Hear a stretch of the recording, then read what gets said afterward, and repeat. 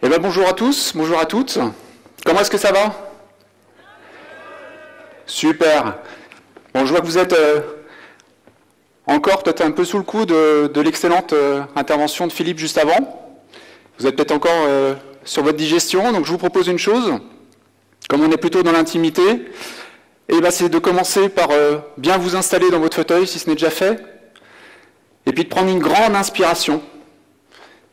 Et puis suite à ça, je vais vous inviter à ouvrir toutes les cellules de votre corps pour les sentir et pour leur permettre d'être prêtes à l'expérience que je vous propose. Du coup, avant d'aller plus loin, je vais quand même me présenter. Pour ceux qui ne me connaissent pas, je m'appelle Bertrand Cochet. Je suis le directeur de l'agence Wax Interactive à Lyon. Je m'occupe de ça. Tu t'occupes de ça. Donc, Wax Interactive à Lyon, c'est une entité qui appartient au groupe SQLI. Et sur Lyon, nous intervenons sur toute la dimension marketing, sur toute la dimension création, graphique, ergonomie et forcément expérience utilisateur.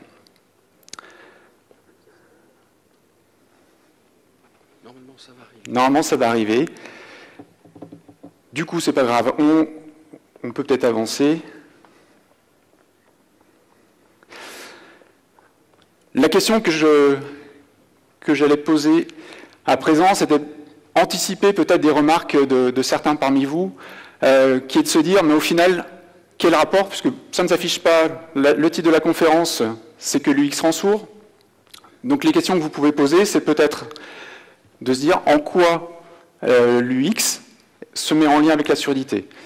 Et bien du coup, c'est assez simple. J'ai fait un double constat.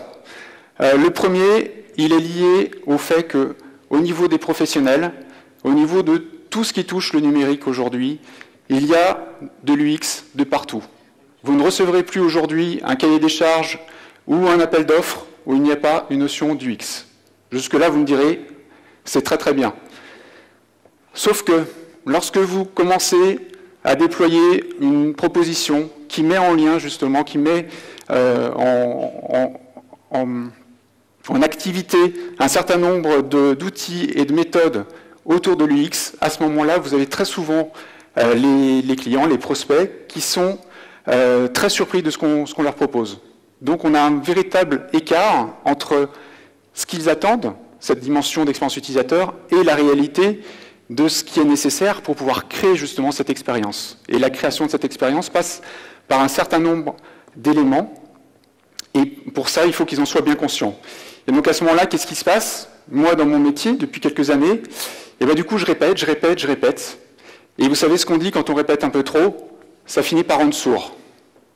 Le deuxième constat, c'est qu'au niveau des professionnels, donc nous, j'ai pu aussi observer une tendance, peut-être par facilité, je ne sais pas, vous pouvez me le dire après au niveau des questions si vous partagez ce constat, c'est qu'on a une facilité donc à utiliser ce qu'on connaît et donc à ne déployer pour nos clients, pour nos prospects, un peu toujours les mêmes outils, les mêmes méthodes. Ça tourne souvent à 3-4 principaux. En général, on demande des wireframes, on demande des maquettes, donc ça c'est très bien. On demande également éventuellement des personas, mais la plupart du temps, ils sont constitués sans que personne n'ait rencontré un seul véritable utilisateur. Passons. Et alors, si vous avez l'immense chance de sortir des post-it et d'en accrocher 2-3 à un mur, le métier en général est très très content, on a fait une belle UX.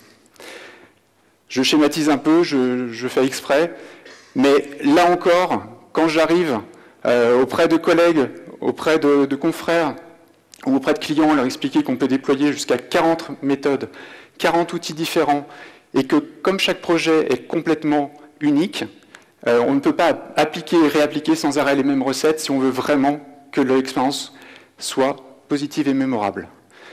Donc dans ces cas-là, je répète à nouveau, je répète. Et donc qu'est-ce qu'on dit quand on répète? Que ça rend sourd. On va avancer tout doucement, donc du coup, je commentais cette slide-là. On va démarrer tout doucement. Je me suis présenté dans toute relation en face à face. J'aime bien Justement, là, on est vraiment dans l'intimité. J'aime bien qu'on puisse se présenter. J'avais envie que vous puissiez me parler un peu de vous et surtout de votre pratique, qu'elle soit liée à l'UX ou pas, peu importe, mais savoir si vous êtes plutôt solitaire ou communautaire. Et est-ce que dans la salle, donc là je vais vous inviter à lever la main, un peu comme à l'école, est-ce que dans la salle il y a des personnes qui travaillent, peu importe que ce soit en entreprise, que ce soit en freelance ou que ce soit au sein d'une start-up, est-ce qu'il y a des personnes qui travaillent dans des agences de communication ou qui sont dans le marketing? Alors du coup je vois pas grand-chose, mais a priori il y a quand même quelques mains qui se lèvent, donc très bien. Est-ce qu'il y a parmi vous des créatifs, au sens global du thème? Ok, un petit peu plus. Est-ce qu'il y a des développeurs? Merci pour la lumière, Damien. Super, donc on a pas mal de développeurs aujourd'hui, ça c'est bien. Question subsidiaire. Est-ce qu'il y a des UX designers dans la salle? Très bien. Eh bien, c'est ce qui me fait dire qu'effectivement l'UX rend sourd. Pourquoi? Alors je vais peut-être me recevoir quelques pierres, on va voir. Hein. C'est que pour moi, l'UX, c'est tout sauf une spécificité d'un métier ou d'un profil, et qu'on ne peut concevoir une expérience utilisateur qu'à condition que l'ensemble des parties prenantes d'un projet soit embarqué. Si un développeur n'a pas de conscience de ce qu'il est en train de monter, malgré toutes les recommandations que vous pouvez faire, et s'il n'a pas la vision globale du projet, il ne pourra pas vous aider à construire une bonne expérience. Vous y arriverez quand même, mais avec plus de travail, plus d'efforts. Et ça, ce n'est pas l'idée. C'est que la fluidité qu'on attend d'une expérience sur un support informatique, que ce soit une application, un site, etc., il faut aussi qu'on puisse l'embarquer au sein des équipes projet. Il n'y a pas de raison que l'expérience ne soit positive que pour l'utilisateur final. On est tous utilisateurs à notre niveau, et les gens qui travaillent pour produire tout ça en font totalement partie. Du coup, tout ça, par rapport à ma vision, à ma conviction de ce que doit être la manière de produire de l'UX, je vais vous proposer de descendre un petit peu dans la théorie pour aller chercher au niveau de l'anatomie de l'UX. Et je vous propose un petit tour d'horizon, mais vraiment petit, parce que du coup on pourrait y passer des heures avec plus d'une centaine de référents, d'experts qui peuvent en parler très très bien d'une manière également très diverse. Je vais juste commencer par redéfinir ce qu'est l'expérience, histoire qu'on se mette tous au diapason. Et pour le coup, je vais utiliser une définition qui est chère à Madame Doma, qui a un très très bon ouvrage sur l'expérience utilisateur, et qui l'a pris au petit Robert. Et vous allez voir, elle est facile à retenir, c'est le fait d'éprouver quelque chose.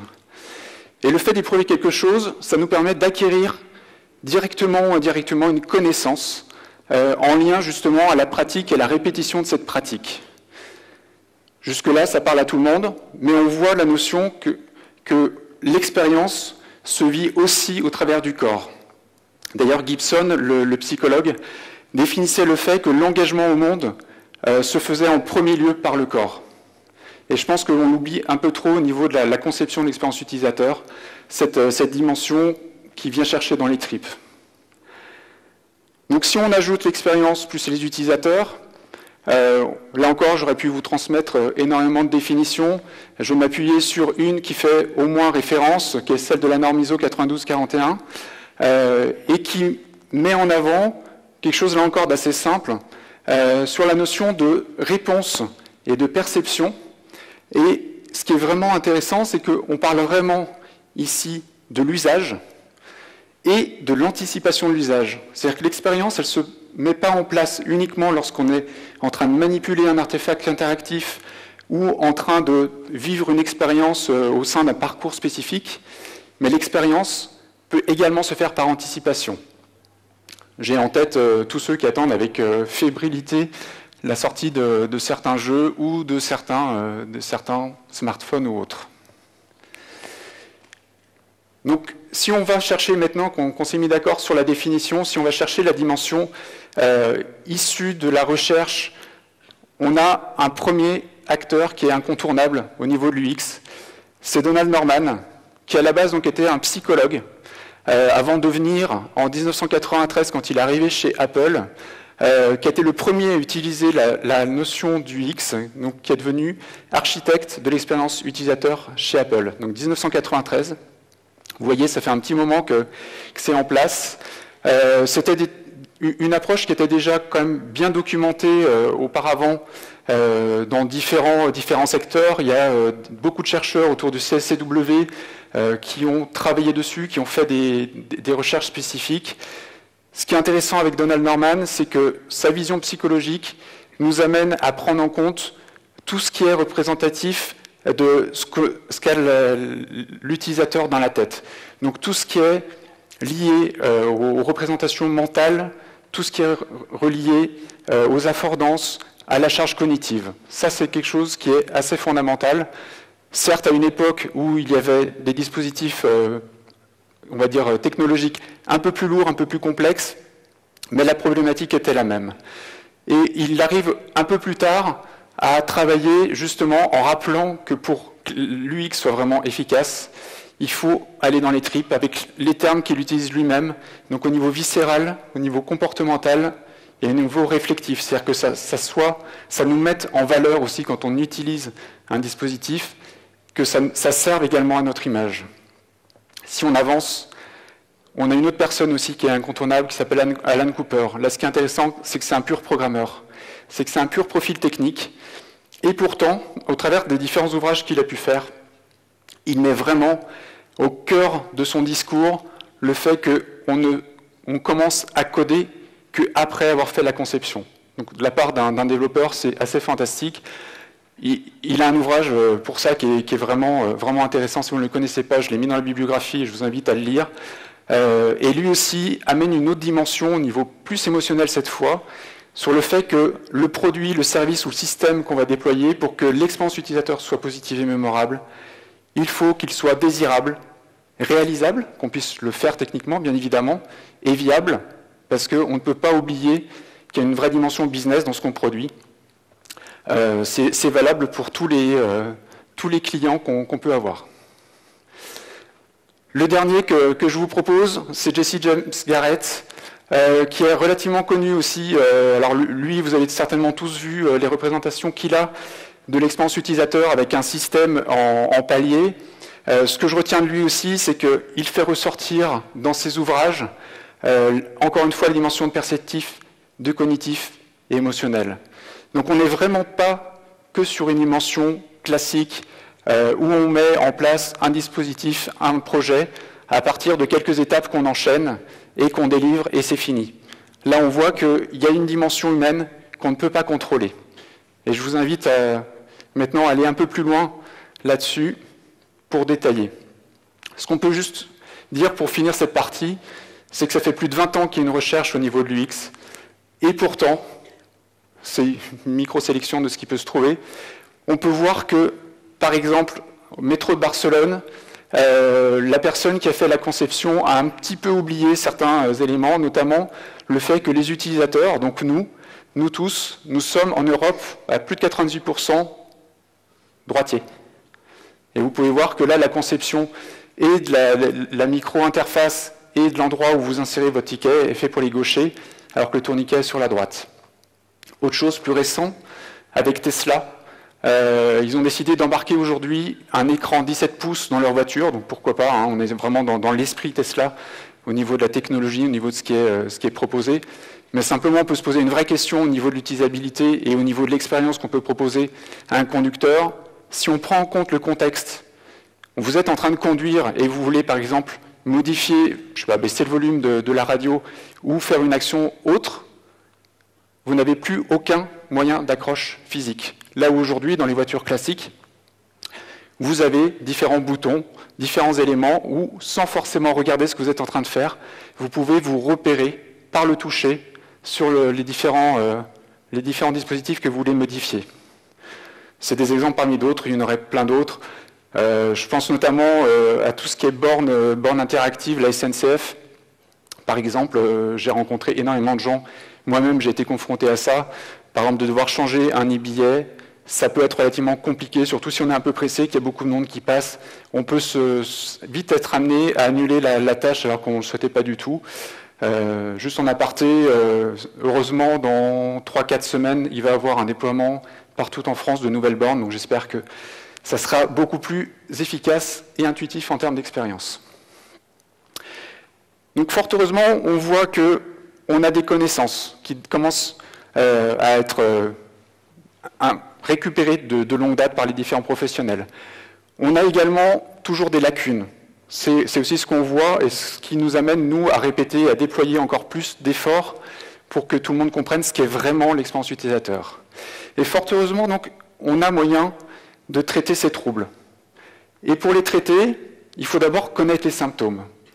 Et là encore, c'est tellement large que pour le temps qu'on a, j'ai volontairement fait une sélection, mais la première, et je pense la plus importante, et qui recoupe ce que j'ai pu dire auparavant, c'est que l'expérience est un processus que l'on vit dans notre corps et qui a des vraies répercussions, il y a des vrais échanges biochimiques dans notre cerveau, et qui fait qu'on va interpréter chacun de manière différente une même expérience. On peut mettre une nouvelle application sur le même smartphone à 2 personnes différentes, ils ne vivront pas la même chose.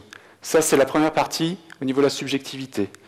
Ensuite, au niveau de l'évolutivité, on a une caractéristique humaine, en tout cas aujourd'hui qui ne se dément pas, qui est que l'on a une tendance à modifier un peu les éléments qu'on a en mémoire et surtout à retenir, malheureusement, souvent ce qui est négatif. Donc cette dimension est également à prendre en compte parce que vous pouvez rencontrer des différents problèmes sur une application. Si vous l'avez traité, je sais pas, une centaine de fois, vous la gérez sans aucun problème et qu'une fois vous avez un problème, c'est souvent ce que vous allez retenir, même après coup. La dernière partie, c'est la dimension variable. C'est en psychologie ce qu'on appelle la dissonance cognitive. C'est la capacité du cerveau, en fonction des stimuli qu'il rencontre et en fonction du cumul d'expériences que l'on a, à carrément réécrire le ressenti et la mémoire que l'on va avoir d'une expérience. À partir de tout ça, vous comprendrez que lorsqu'on conçoit une application, lorsqu'on conçoit un site, lorsqu'on conçoit un système, il est impératif que tous ces éléments soient connus. C'est là où on a vraiment l'intérêt à avoir auprès de nous un certain nombre de profils plutôt orientés sur la sociologie des usages, sur la psychologie, sur l'ergonomie, en tout cas qui sont en capacité à non seulement aller rencontrer l'humain et le faire ressortir au niveau des fonctionnalités qui sont présentées, mais c'est surtout la capacité à pouvoir délivrer quelque chose qui soit vraiment cohérent par rapport à nos capacités cognitives. Ensuite, c'est là où, du coup, je vous parlais de Pierre tout à l'heure, pour moi, l'UX est plus qu'une fonction. Aujourd'hui, par simplicité, il y a eu une évolution des profils et des noms des métiers en France. On a beaucoup d'UX designers. Pour moi, un UX designer, encore une fois, on peut tout à fait avoir un développeur qui soit concepteur d'expérience utilisateur. On ne va pas polémiquer là-dessus, on pourra en discuter après. Mais l'idée, c'est qu'une bonne expérience utilisateur, elle doit embarquer également un certain nombre d'éléments, comme de la recherche, comme définir un degré d'innovation qu'on souhaite apporter à ce qu'on est en train de concevoir. Insérer bien évidemment de la conception, ça c'est assez élémentaire, tout le monde le fait fort heureusement. Et également aller vers de l'optimisation, aller vers un travail vraiment sur tout ce qu'on appelle les micro-interactions, tout ce qu'on appelle les liens d'interactivité, intrapage, interpage, toutes les choses qui font qu'on avance vraiment dans une espèce de parcours qui va nous faire vibrer d'une manière ou d'une autre.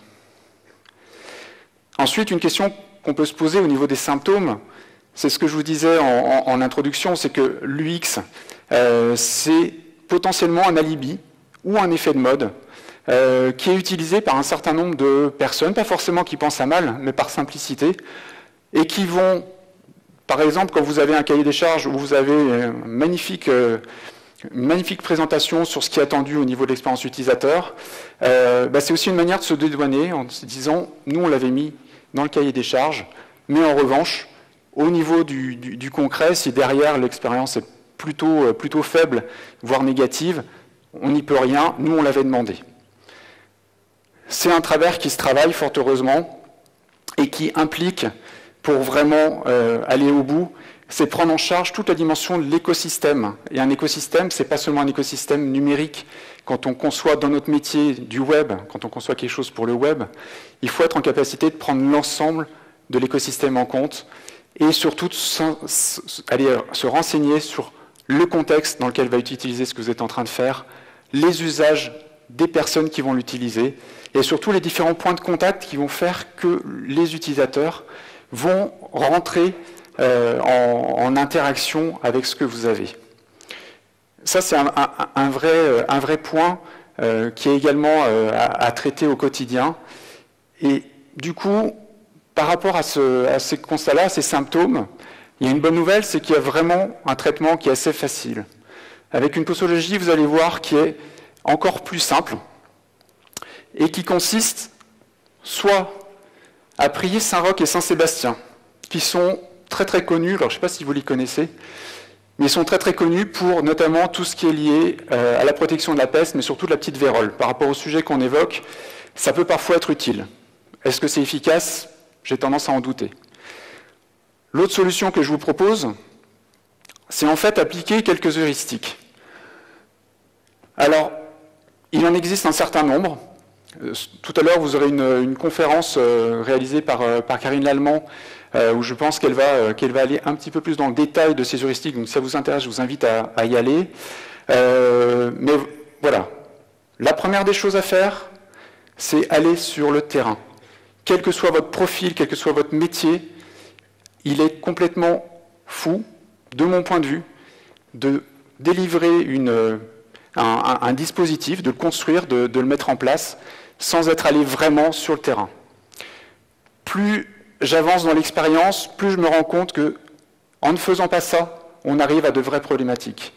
Là, j'ai fait exprès de mettre cette image, parce que du coup, en ce moment, je suis en train de mener une mission pour une société de transport qui s'interroge pour mettre en place un certain nombre d'outils informatisés pour notamment des services de sûreté dans le métro pour la sécurisation. Donc jusque-là, ils ont défini le type de matériel qu'ils allaient faire. Donc c'est côté DSI, hein, tout est en place. Au niveau de la com, tout le monde informe de l'avancée du projet, donc tout le monde est plutôt content. Et nous, on intervient à ce moment-là et on s'aperçoit d'une chose très très intéressante, c'est que par rapport au dispositif, donc c'est un smartphone sur lequel on va mettre en place une ou deux applications qui vont leur servir dans leur travail pour aller plus vite dans ce qu'ils font aujourd'hui uniquement sur papier. On s'est aperçu d'une chose toute bête, c'est que, ils sont en train de courir sans arrêt d'intervention en intervention. Donc, vous pouvez leur fournir ce que vous voulez, une tablette, une phablette, un smartphone ou quoi que ce soit. Ils n'auront aujourd'hui pas plus le temps, en tout cas par rapport au dispositif qui était pressenti par la direction de l'informatique, ils n'auront pas plus le temps de traiter qu'avec du papier. Donc ça, c'est le premier point qui nous oblige à réfléchir, à aller sur plus d'innovation. Mais le deuxième point, c'est que, étant donné que c'est des personnels de sûreté, ils ont quasiment en permanence des gants. Et les gants, vous savez ce que ça donne sur une tablette ou sur un smartphone. Voilà, donc du coup, si on n'était pas allé sur le terrain, on aurait déployé un très très beau dispositif, j'en doute pas, qui aurait rendu très très heureux les différents protagonistes qui ont commandé le projet. Par contre, au niveau de l'utilisateur, au niveau de l'expérience, elle aurait été nulle, voire inférieure. L'autre chose importante, c'est de pouvoir favoriser la copropriété, aussi bien des idées que des concepts, et ça, c'est quelque chose, là encore, qui est essentiel.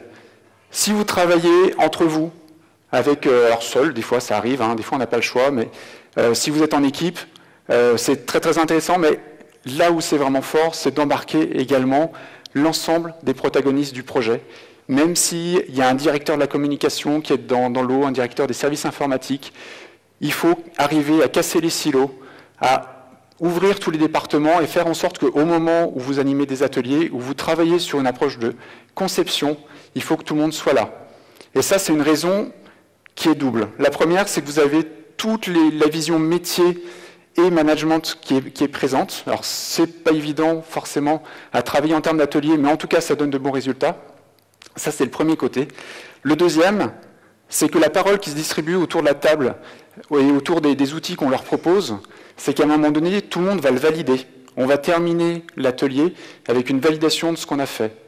Et là, quand je parle de copropriété, ça signifie que, contrairement à ce qui peut se passer dans certains projets, vous n'allez pas arriver 15 jours après avec une direction quelconque qui vient vous dire « mais non, c'est pas du tout ça, on a complètement changé d'avis ». D'avoir embarqué tout le monde, ça limite forcément ça et ça vous permet de vous concentrer à ce moment-là beaucoup plus sur la conception même du projet. Ensuite, une partie très importante qui recoupe ce que disait Philippe tout à l'heure, ce qui va aussi recouper ce que dira Benjamin qui doit être dans la salle et qui intervient demain, donc qui est sur la droite pour vous, qui intervient demain. Benjamin Servet de Nealit, c'est tout ce qui est autour de la pensée créative, tout ce qui est au niveau du design thinking, du design de service, toutes ces choses qui font, toutes ces méthodes qui font que vous allez pouvoir mettre en place, encore une fois, un dispositif très très efficace. Et surtout, c'est toujours une approche qui est délicate à négocier avec un client, c'est tout ce qui est autour de l'innovation et du degré que vous voulez proposer au client. Et grâce à ces méthodes, vous êtes vraiment en capacité d'ouvrir très très fort toute la dimension de recherche et d'innovation et pouvoir le refermer au moment où vous le souhaitez pour être aussi en adéquation avec le budget, avec le projet, etc. Un autre point, c'est également s'assurer de la cohérence de l'écosystème. Je vous parlais d'écosystème tout à l'heure. Il y a souvent, vous l'avez certainement vécu dans vos propres expériences, un moment où vous rentrez en interaction avec, par exemple, un smartphone, et au moment où vous allez, par exemple, sur un point de contact physique, par exemple un magasin, vous apercevez que ce qui avait été embarqué dans l'application est complètement décorrélé de la réalité du magasin ou de la politique portée par une marque. Et c'est là où c'est extrêmement important, l'expérience utilisateur, elle se fait vraiment sur du global. Je prends l'exemple de Uber, après, il y a une approche politique au travers d'Uber, mais parlons du cas au niveau du numérique.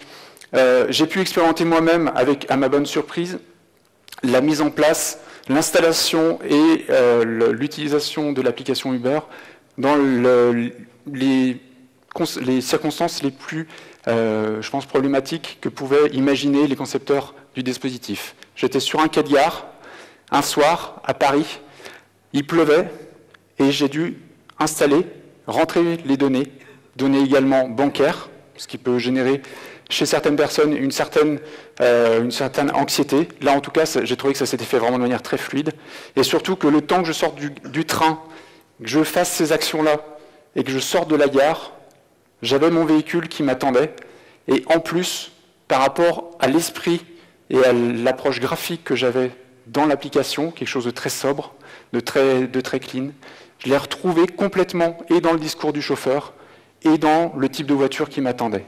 C'est un exemple qui fait que pour moi, Uber fait partie des expériences utilisateurs qui sont vraiment abouties et avec une gestion de l'écosystème vraiment très très bien travaillée. Et enfin, une chose qui est très très importante et qu'on oublie aussi assez souvent, c'est la notion de test. Non pas de test technique, mais d'aller revoir les utilisateurs qu'on a vus en amont et d'aller leur soumettre ce qu'on a produit pour vérifier qu'il n'y ait pas eu d'écart entre la phase de conception, la manière dont a été pensée ensuite l'approche fonctionnelle, puis l'approche technique. Parfois, on peut avoir des écarts très importants. Et pour limiter ça, c'est la mise en place de tests qui peuvent être soit selon le type de projet que vous menez avec une approche d'agilité beaucoup plus récurrent par itération, soit plutôt à la fin, ça c'est à chacun de voir, mais c'est essentiel. Là encore, ça permet vraiment de lever de gros problèmes, aussi bien d'utilisabilité que carrément d'acceptation du dispositif que vous êtes en train de faire. Et pour terminer, il y a un point qui est extrêmement important, je trouve, c'est la notion de dépasser les attentes des utilisateurs. C'est Harry Pannen, donc là encore Caroline, Harry Pannen, c'est une personne qui a créé des heuristiques, qui sont 3, je crois, dans le monde à l'avoir fait, des heuristiques pour l'UX. Il en a une dizaine. Là, j'ai sélectionné la 3e, parce que là encore, vous pouvez juste proposer un service plutôt classique, avec un certain nombre d'éléments, que tout s'enchaîne bien. Ce n'est pas pour autant que l'expérience fera vibrer la personne et qu'elle se souviendra et qu'elle aura envie de revenir utiliser votre dispositif. Dépasser les attentes de vos utilisateurs, ça implique un certain nombre encore une fois, de travail au niveau de l'innovation, mais également de la réflexion que vous allez porter durant les ateliers. Et là encore, il y a différentes méthodes qui permettent d'y accéder. Et j'ai envie de dire, c'est là où les différents professionnels viennent entrer en ligne de compte et permettent de créer justement cette expérience globale. Alors du coup, j'ai fait un peu plus vite que prévu, ça nous laissera le temps de travailler sur des questions.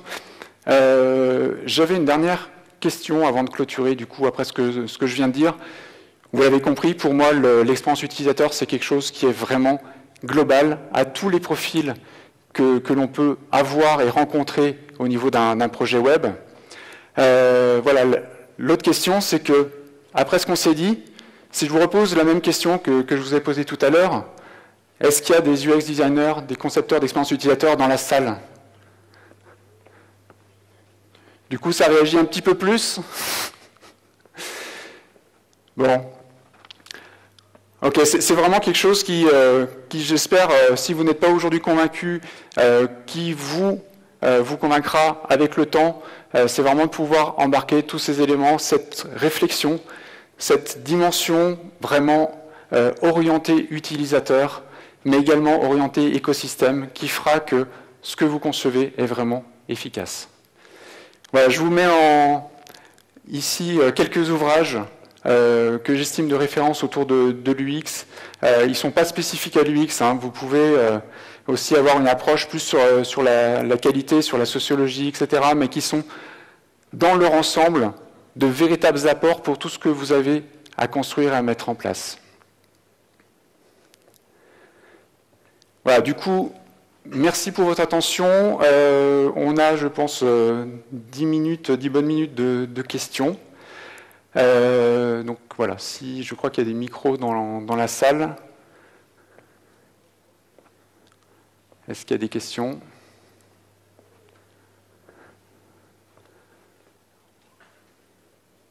Il y a une question là-haut. Du coup, je ne sais pas où sont les micros.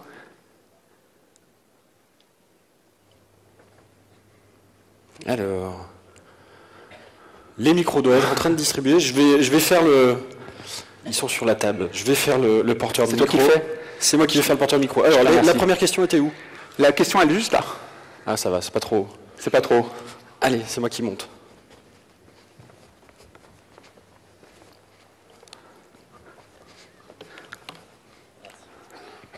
Merci, peut-être juste de vous présenter rapidement avant de poser votre question. Bonjour, je m'appelle Jean-Baptiste, je suis web designer. Bonjour Jean-Baptiste. J'avais une question un peu plus concrète en fait. C'était de savoir en fait si quand vous facturez à un client, est-ce que vous pensez à tout le processus d'itération parce que j'imagine que ça peut prendre plus ou moins de temps d'arriver à un produit fini. Et voilà. Enfin, c'était ma question. Effectivement, quand on met en place un dispositif comme ça, on travaille avec le client en amont pour bien définir les étapes. Justement, je vous parlais de la quarantaine d'outils et de méthodes qu'on a à disposition. On les déploie de manière spécifique pour chaque projet. On leur propose ça en travail avec éventuellement des méthodes un peu moins coûteuses, puisqu'on en a certaines qui peuvent représenter beaucoup de temps et donc beaucoup d'argent.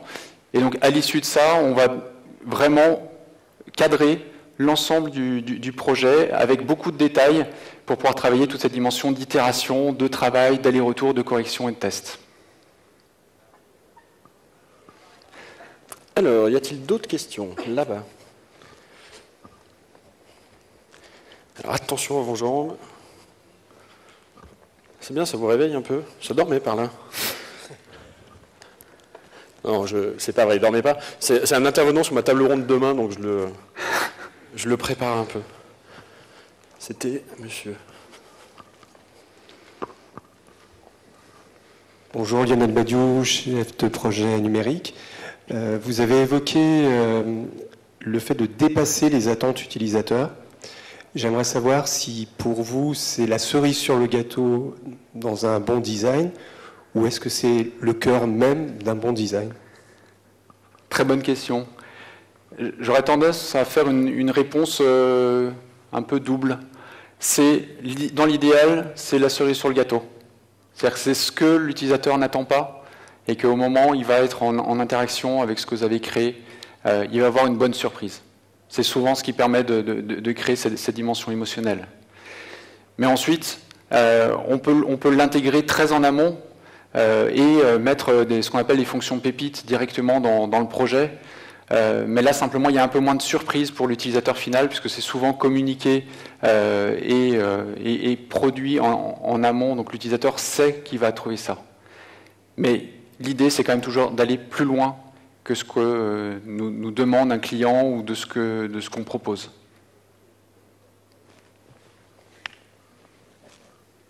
Bonjour, je suis Julien Dubedou, directeur artistique. Je voulais savoir au niveau des budgets, est-ce que tous ces tests, aller sur place, etc., est-ce que ça se fait à partir d'une certaine taille critique de clients, d'un certain budget, ou est-ce que même sur des clients plus petits, tu arrives à le mettre en place? J'arrive à le mettre en place et je pousse à le mettre en place sur n'importe quel type de client. Il n'y a pas de raison. Les enjeux, quand un client, même petit, une PME qui met sur la table 60 000 euros, ce qui peut représenter pour lui un budget conséquent, il n'y a pas de raison qu'il se retrouve avec une mauvaise expérience utilisateur ou une utilisabilité basse. Donc on pousse dans tous les cas un certain nombre de méthodes. Par contre, c'est clair qu'on ne va pas lui proposer de la tracking, on ne va pas aller sur des méthodes qui demandent beaucoup de temps, par exemple d'analyse des entretiens utilisateurs sur un certain nombre de personnes. On va adapter, là encore une fois, en fonction de ses besoins et de ses attentes. Et ils arrivent à faire une croix sur certaines fonctionnalités, en échange de ça t'arrive bien à le... Alors ça c'est le gros avantage de toute la dimension d'analyse en amont et des tests, c'est que c'est radical. Puisque l'ensemble de ce qu'on produit est en général filmé, ou en tout cas documenté avec des photos. Ça nous permet de faire remonter des verbatims. Et quand ça vient de leurs utilisateurs ou de leurs employés, c'est totalement radical. D'accord, merci. De rien. Plus haut là. Ah, là-bas, il y a un micro qui va arriver par votre droite. C'est donc Guilhem, il y en a une là-haut. Très bien, je vais me positionner. Bonjour, Florent, développeur chez Mapredo. Bonjour. Je voulais vous demander par rapport... est-ce que vous avez des métriques spécifiques pour tester ou AB tester des changements ou des petites fonctionnalités du UX par rapport au plus classique auquel on pourrait penser en fait? On peut avoir des retours... Au niveau des métriques, vous voulez dire? En termes de métriques. On commence à en avoir un certain nombre, du coup, qui nous permettent d'anticiper un peu ce qu'on va aller tester et d'orienter justement ce qu'on met en place. Alors après, on met en place assez peu d'A/B testing, parce que ce n'est pas pour nous aujourd'hui quelque chose qui est suffisamment orienté vers la dimension qualitative. On est plus sur du quantitatif. Ça fonctionne, hein, puisqu'on voit très bien quand de l'A/B testing est mis en place, qu'on a des résultats quand c'est bien organisé. On va plutôt aller nous travailler directement sur l'humain, en termes de retour via du test utilisateur, via des choses comme ça. Mais les métriques, on arrive quand même à bien les connaître, que ce soit par rapport à notre réseau de collègues, ou en interne ou en externe. Merci. Alors, il y avait une question effectivement juste ici. Merci. Bonjour, Thibaut, web designer. Bonjour, Thibaut. Vous parliez de budget à 60 000 euros. Dans la mesure où on n'a pas tous des budgets si élevés, Oui. Comment on peut intégrer de l'UX de manière effective ou assez efficace en tout cas dans un budget si petit? Alors sur des budgets inférieurs, là je vous donne un exemple complètement concret, pardon, pas concret justement, complètement aléatoire. Sur vraiment des petits budgets, c'est assez simple. Vous pouvez mettre en place des outils tels qu'un audit à base d'heuristique. Ça prend pas forcément beaucoup de temps et ça permet de sortir des résultats assez intéressants déjà dans un premier temps pour pouvoir cadrer le projet. Pour aller rencontrer les utilisateurs, vous avez tout ce qui est la dimension de guérilla testing. C'est-à-dire vous descendez dans la rue, vous n'avez pas forcément un protocole, vous n'avez pas forcément des éléments construits pour ça, mais vous avez en idée ce que vous voulez aller vérifier auprès des utilisateurs. Vous essayez juste de faire une petite sélection au niveau de l'échantillon que vous rencontrez. Et vous allez dans la rue avec un calepin, avec un appareil photo ou avec un téléphone. Et là, le coût est vraiment très très réduit, parce qu'il n'y a pas toute une structuration, ça peut se faire en un temps assez court. Et là, vous rencontrez directement les utilisateurs, et ça permet déjà de ressortir quelques informations. Il y a une possibilité d'avoir des biais, mais globalement, si vous faites ça vraiment de manière assez rapide, ça c'est limité. Merci.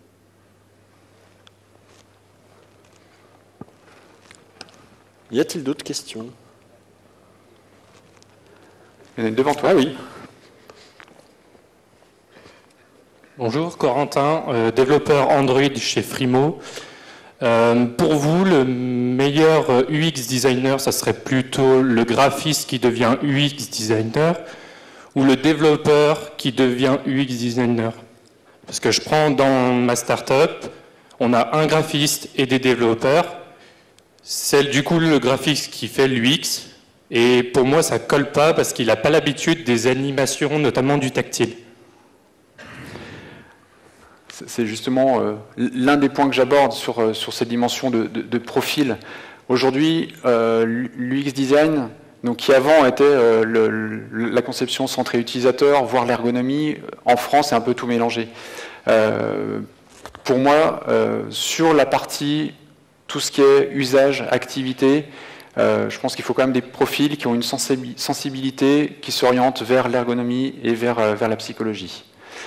Ensuite, j'ai rencontré suffisamment de personnes qui sont soit des développeurs justement, soit des web designers, et qui ont une sensibilité, des connaissances au niveau de l'UX qui sont juste impressionnants, et à eux seuls sont en capacité de porter sur un projet toute la démarche.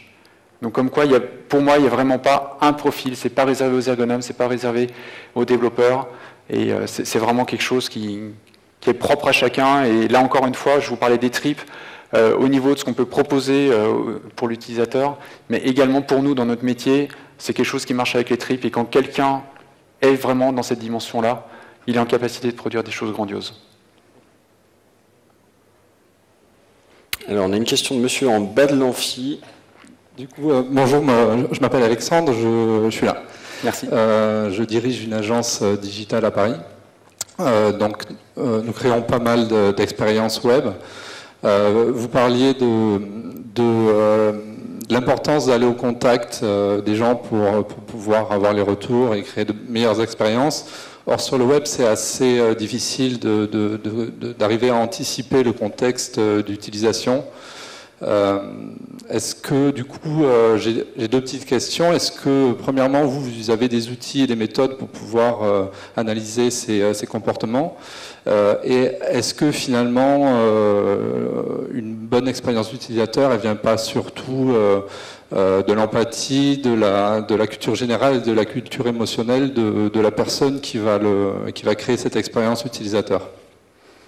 Alors, effectivement, toute la dimension de l'empathie et de la connaissance que peut apporter le concepteur va jouer beaucoup. C'est ce que je disais, c'est que selon les profils, ces qualités-là font que l'expérience qui est produite à ce moment-là sera bonne. En revanche, pour moi, on est toujours en capacité, lorsqu'on adresse un projet, même un projet uniquement web, à pouvoir définir un contexte et un type d'usage. Alors si vous me dites que vous travaillez sur un site très très grand public, et ben pour autant ça n'empêche pas. J'ai en tête par exemple eBay. eBay c'est une grosse société qui est présente partout dans le monde. Ils ont été en capacité à travailler justement toute leur approche d'expérience utilisateur autour d'une thématique et de 3 personas. Donc 3 profils d'utilisateurs, 3 archétypes qui représentaient, j'allais dire pas 100%, mais une grande partie de leurs utilisateurs. Ils ont pu se concentrer à travers ça pour pouvoir produire quelque chose qui fonctionne et qui permet de couvrir les besoins de tous les autres utilisateurs avec une prise en compte de contextes spécifiques. Mais il est certain que sur le web, on ne peut pas couvrir tous les contextes, on ne peut pas couvrir tous les usages, on ne peut pas tout maîtriser. Mais d'aller de l'avant, de pouvoir rencontrer les utilisateurs, de pouvoir faire des étapes de définition justement de ce qu'on cherche à faire et pour qui et dans quel contexte, etc. Ça, on peut le faire et ça permet quand même de borner un peu. C'est toujours très risqué, et votre question, j'imagine qu'elle doit faire écho à une expérience que vous avez vécue. C'est toujours très risqué d'être face à un client et de lui dire, bon, bah, ok, on adresse à tous les utilisateurs. Là, en général, c'est assez casse-gueule. Alors, monsieur, tout en bas, là-bas, lève la main, avait une question. J'espère que ce n'est pas un problème parce que j'ai utilisé sa photo sans son accord. Non, pas du tout. Justement, je voulais te remercier, donc Benjamin Servet. Je t'en prie, Benjamin. Je voulais te remercier, d'ailleurs, pour la photo. Moi, je voulais te demander si tu percevais chez tes clients une évolution. En tout cas, est-ce que les clients de leur côté intègrent l'UX et est-ce que tu vois se dessiner, en tout cas, l'UX comme devenir une fonction régalienne dans les entreprises avec lesquelles tu travailles? De plus en plus, ça évolue vraiment, mais c'est encore une fois, et c'est aussi pour ça que j'ai voulu parler aujourd'hui de cette thématique, c'est que c'est un travail de longue haleine qui demande vraiment d'être au quotidien avec le client, à lui expliquer des choses, lui montrer des choses, pour qu'il comprenne que l'UX, c'est pas encore une fois que quelques wireframes et 3 post-it collés sur un mur, que c'est beaucoup plus large. Et en général, ils sont assez réceptifs, mais quand on leur explique, et derrière, après, ils sont encore plus réceptifs quand on leur propose une méthode, par exemple, d'analyse très en amont, alors qu'ils n'étaient pas du tout habitués à le faire parce que c'était dirigé plutôt par la dimension informatique au niveau projet. Et bien, ils sont de plus en plus enclins à accepter d'enclencher une dépense plus ou moins importante pour favoriser justement l'UX au niveau projet. Donc il y a vraiment, en tout cas sur le marché lyonnais, je connais un peu moins bien le marché parisien, mais sur le marché lyonnais, c'est vraiment en train de changer. On a de plus en plus de demandes qui sont pas juste sur la forme, mais de clients qui veulent vraiment comprendre et qu'on les accompagne de manière plus profonde sur cette dimension-là. Bonjour. Tout au fond. Tout au fond. En haut. Là-haut. Damien, donc je suis designer et développeur web. Moi j'ai une question toute bête. Si on quitte c'est une double question. Si on quitte Paris et Lyon et qu'on rentre dans des villes un peu plus de province, les budgets sont quand même beaucoup plus limités. Par exemple, beaucoup de clients où un budget moyen, ça va être 10K, 10-15K.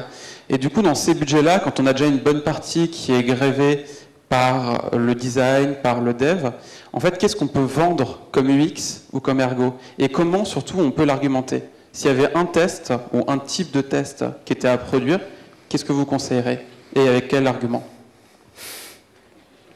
Pas évident comme question.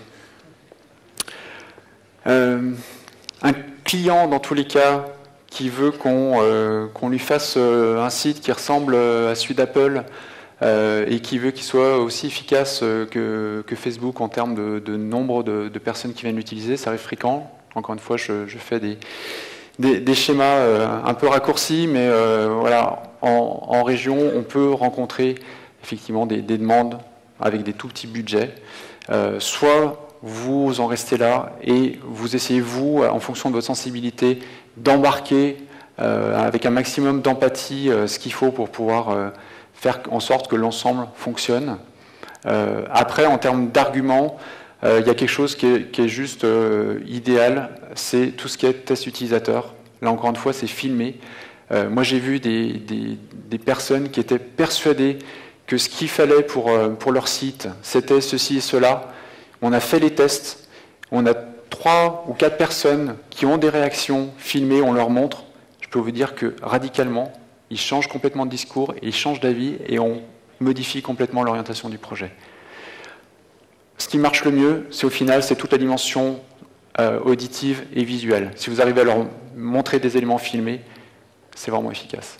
Et de par mon expérience, systématiquement, quand on fait ce genre de travail, si vous le faites bien, avec un fond quand même de travail un peu scientifique, vous avez à chaque fois de très bonnes surprises et une matière pour pouvoir dire à votre client, regardez pourquoi est-ce qu'il faut que vous investissiez un peu sur l'UX.